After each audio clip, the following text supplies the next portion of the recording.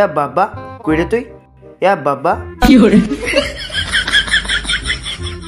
এই শালা ষাঁড়ের মতো চিল্লাচ্ছে কেন রে?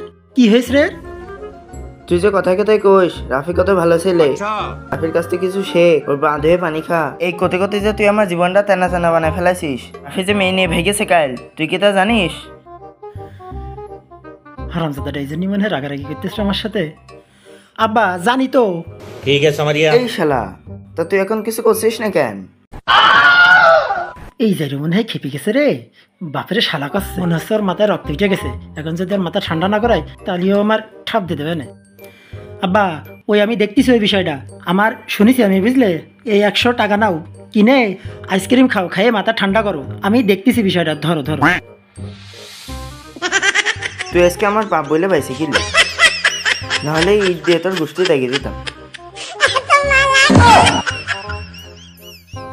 100 টাকার উপর দেখেছে রে, এবারের মতো তাও পাইছি গেছি।